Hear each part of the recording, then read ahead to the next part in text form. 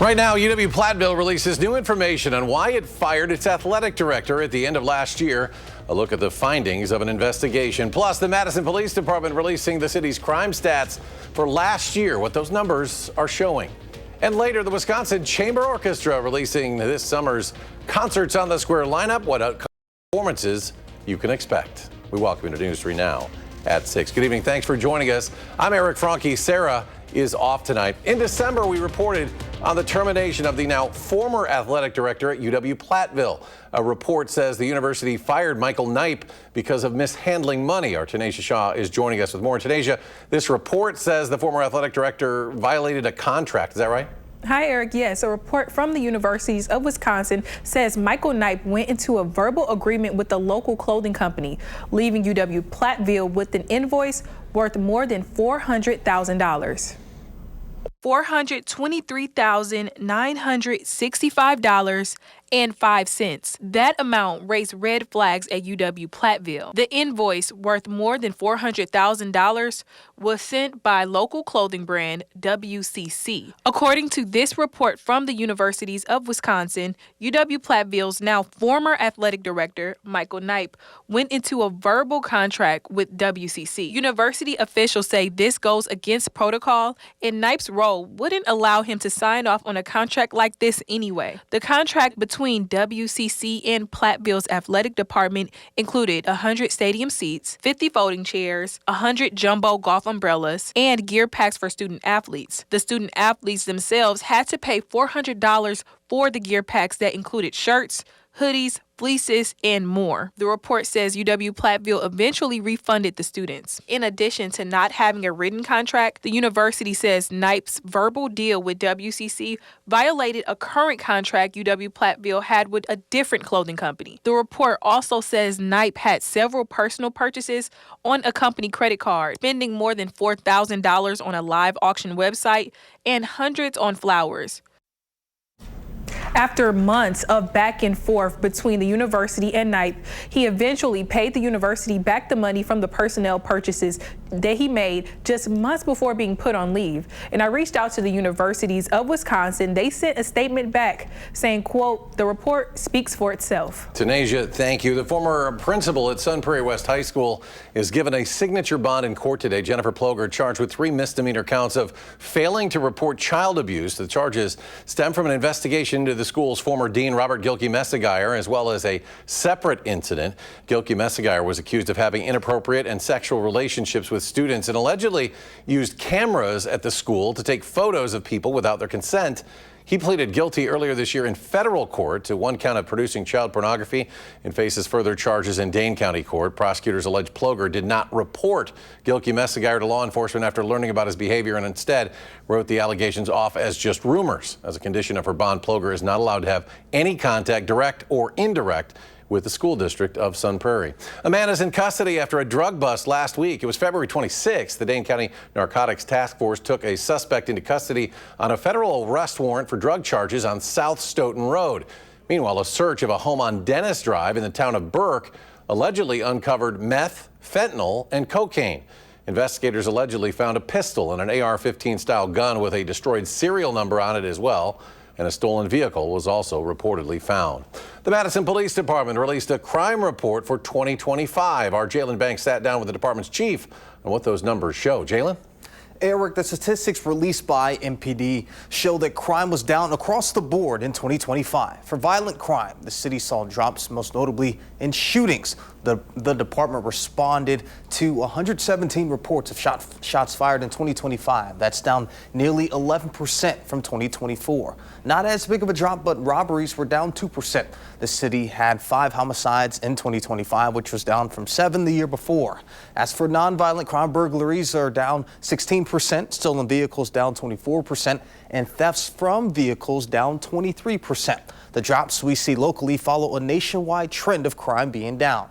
And in my sit-down interview with Madison Police Chief John Patterson, he credits the positive trend to community relationships. I'm on the south side. It's probably Urban League or Nehemiah Center for Urban Leadership and Development.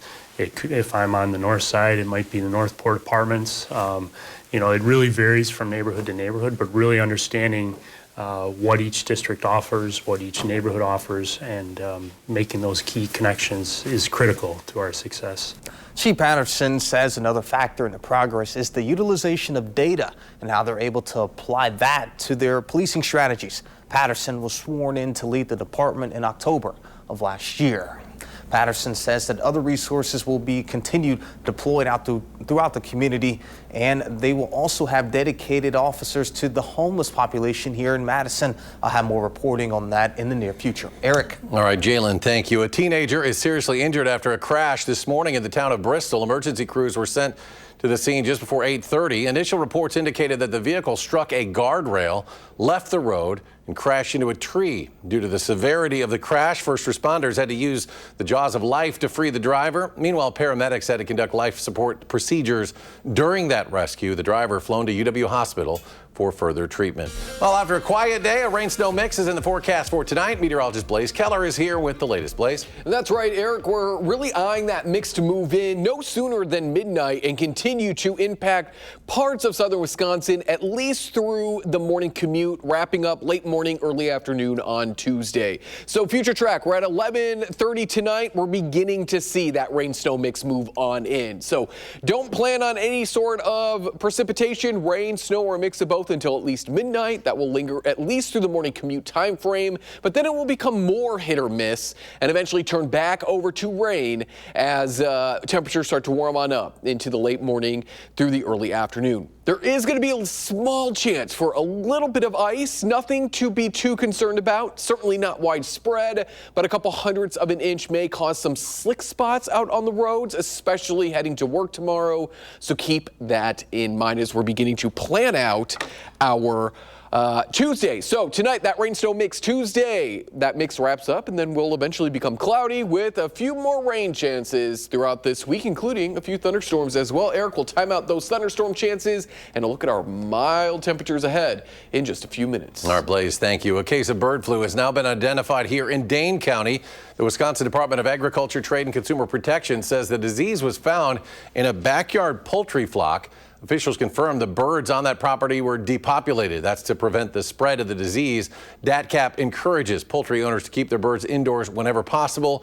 To report signs of illness, you can call DATCAP at 608-224-4872. Families dealing with younger onset dementia have an online support network in Madison. Lorenzo's House holds its first local gathering Thursday at the Edgewater Hotel. The organization connects families where dementia strikes before the age of 65. And founder Diana Kos started the group after her husband's diagnosis left their family without resources. We had no place to land. We had no one who shared our identity, which was younger, with younger children with dementia. And so I leveraged my past career in urban education for over 25 years and thought, well, maybe we build it. Well, what started in a son's bedroom in 2021 now serves families in all 50 states and 37 countries. Thursday's Madison event drew 4 times more interest than organizers anticipated. More than 400 people expected to attend, and families can learn more or get help at lorenzoshouse.org. The Wisconsin Chamber Orchestra releasing its 2026 Concerts on the Square lineup. It features 6 weeks of free concerts. That all starts on June 24th. The first, Billy Joel and Elton John, Piano Man Legends. On July 1st, United in Sound takes the stage.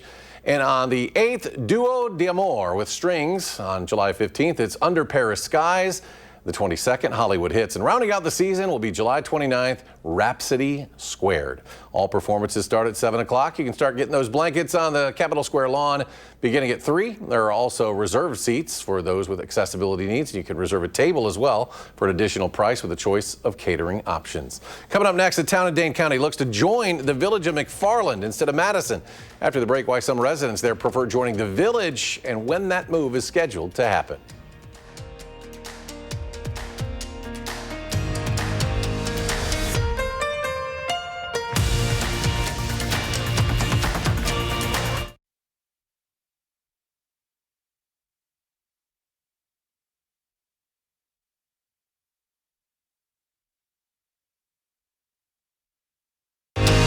Watching News 3 now at 6. Moving forward.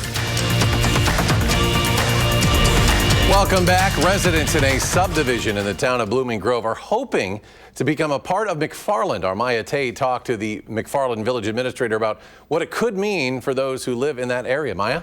Well, Eric, in 2006, the town of Blooming Grove made a deal with the city of Madison to fully dissolve into the city in sections over the following 2 decades. Now the time frame for the last section to finally join Madison is coming to an end, but not everybody wants to. If you look on a map, you may think that April Hill is already a part of McFarland, but it's actually a subdivision of the dissolving town of Blooming Grove. Over the last 20 years, that town has slowly been absorbing into Madison, but some in April Hill don't want to do that. On February 26th, 2 residents of April Hill signed an annexation notice for the village of McFarland, meaning they are now focused on getting neighbor support for their petition. Once they turn in their petition to McFarland, the village board can begin the process of deciding whether or not to take in April Hill.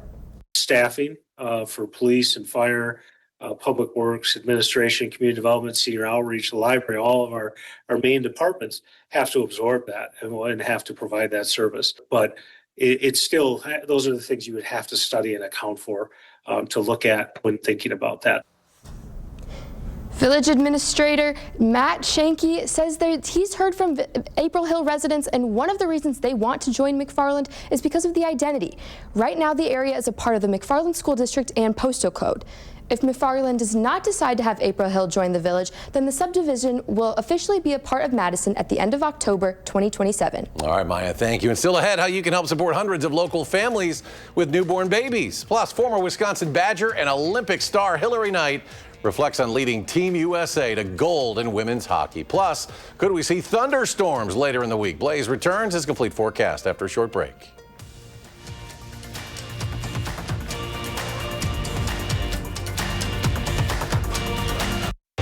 You're watching News 3 Now at 6. Moving forward. You're watching News 3 Now at 6. Moving forward.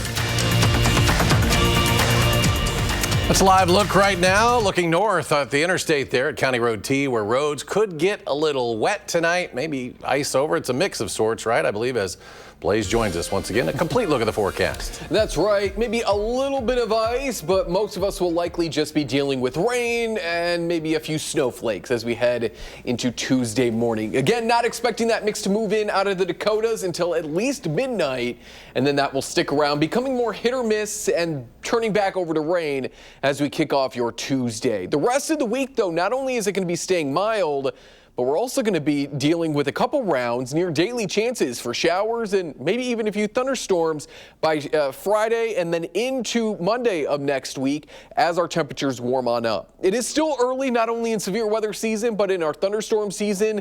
So on the days that we are expecting rain and warm temperatures, that's when we could squeeze out a thunderstorm. We have to get into those upper 50s to low 60s, and we certainly have to have higher dew points, which come with warmer temperatures. So over the next 7 to 10 days, certainly through the weekend into the start of next week, we are looking at a couple chances for rain, to say the least, mixing in with at least a few snowflakes through the first half of this week. Tomorrow morning and then maybe again Wednesday into Thursday. Once those temperatures get into the 50s and stay there, we'll say goodbye to the snow and keep the rain chances and add maybe a thunderstorm or two Friday into Friday night. And reminder, this weekend, we do spring forward, so we're just going to get into those warmer temperatures next week that much sooner. In terms of rainfall over the next 7 to 10 days, we're looking at a pretty healthy amount. The light blues here indicating about an inch to an inch and a half of rain, again, over 7 days. This is not all going to fall at once. I would really like to spread this out over almost 2 weeks, not necessarily within the next 7 days, because looking at our current frost depth, so how deep the ground is still frozen, it's still about a foot deep in some spots here across southern Wisconsin. So we'll lose some really beneficial rain back into the drains. We still have ongoing drought conditions, especially across northern Wisconsin, so I would really like to see more of that heavier rain once the ground warms on up. But Mother Nature has a different plan for not only us, but a lot of the United States, especially across portions of the Ohio River Valley and the Mississippi River Valley. Each one of these storm chances is going to impact us. We'll just get the non-severe part of it. So Tuesday, there's a chance. Wednesday, there's a chance. Thursday, there's a chance. Friday, easing or edging up into parts of southern Iowa, that thunderstorm chance. And then even into Saturday, that chance pushes back down into parts of Texas. So between now and Saturday, there are multiple chances for not only severe weather across parts of, say, the United States and the plains, but a couple chances for us to capitalize on some of that rain as each one of those systems moves across the United States. So as of now, there are no severe weather chances. Of course, if that were to change, we'll let you know. But there's a look at our 7 and 10 day forecast. Rain chances pretty much every day this week, especially Thursday and Friday, once that severe weather chance moves into southern parts of Iowa. Wrapping up Saturday morning, and it looks like we'll stay dry on Sunday after springing forward, losing an hour Saturday night into Sunday. 60s return by the start of next week. All right, Blaze, thank you. News 3 Now, once again, proud to sponsor the Babies and Beyond in Madison for a community baby shower happening now through Friday. We're looking for new baby essentials. That includes diapers, clothing, and other critical supplies needed to care for infants. Organizers say community donations play a key role in helping more than 1,000 local families access items that are often costly but necessary for a baby's health and safety. Families can come once every month and get diapers, clothes, equipment, but what they really need is those diapers. Those diapers are expensive, and 1 in 2 families are struggling to afford those diapers. Babies and Beyond helps about 1,200 babies each year alone. For a list of what's needed right now and drop-off locations, just visit the story we have linked at channel3000.com. Again, the community baby shower ends on Friday. News 3 Now and Vortex Optics looks to recognize a local veteran who is going above and beyond in service to others. Today until the 22nd of March, we're accepting nominations for local veterans making a positive impact in their community. Then from March 30th through April 12th, you'll vote. We'll announce the winner live on News 3 Now this morning on April 15th. Well, USA women's hockey captain, Badger alum Hilary Knight, fresh off that gold medal win. The veteran led her squad to victory over Canada in the Olympics in Milan last month.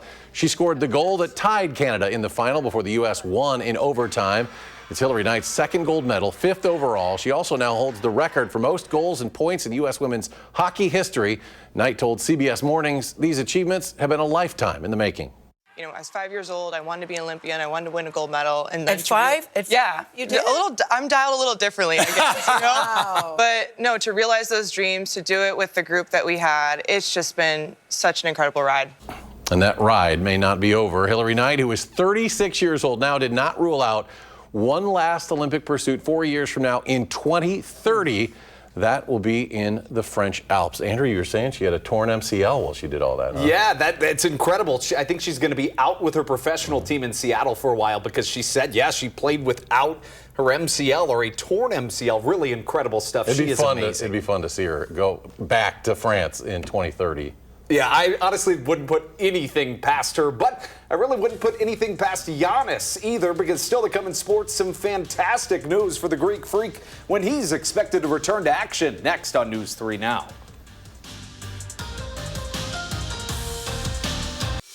And now, News 3 Now Sports, brought to you by TDS. After 5 long weeks, Giannis is finally expected to return to the court this evening. Now, in his absence, his Bucks have performed surprisingly well, but 3 games out of the play-in tournament this week will be critically important. This evening, they've got John Tonje and the Boston Celtics. In a couple of days, Jalen Johnson and the Atlanta Hawks. That's Wednesday. And on Saturday, Milwaukee will host the Jazz in a game that will air on Television Wisconsin. Well, speaking of important weeks, it's the last week of the regular season for Wisconsin men's hoops. And if we've learned anything about these Badgers, it's that they beat the teams that are really, really good, like when they play Purdue on CBS on Saturday, but tend to overlook the teams that aren't so good, something they have to avoid when they host Maryland on Wednesday. Lesson you learn in this league is forget the records, right? And I've said that for years. The records really don't matter. It's a group that has battled. They beat Iowa just a week or so ago. They had a rough start yesterday against Rutgers, but came back and had chances to win that. So that's the ups and downs of a younger team. But for the Wisconsin women, the regular season is over. After a promising start, they lost 9 straight to end the season, sneaking into the Big Ten tournament, where they will open against Illinois on Wednesday. But down on the Division III level, the NCAA tournament is already here, and Platteville and Whitewater, the women, are both in. The Pioneers will play Co-College on Friday in the first round, while the Warhawks will host Transylvania University.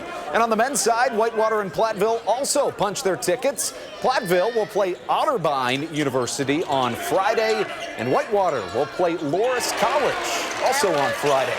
And there's a reason that March is just the best. It's tournaments galore. The WCHA Final Face-Off begins on Thursday when Wisconsin women's hockey looks to double up and win their conference tournament.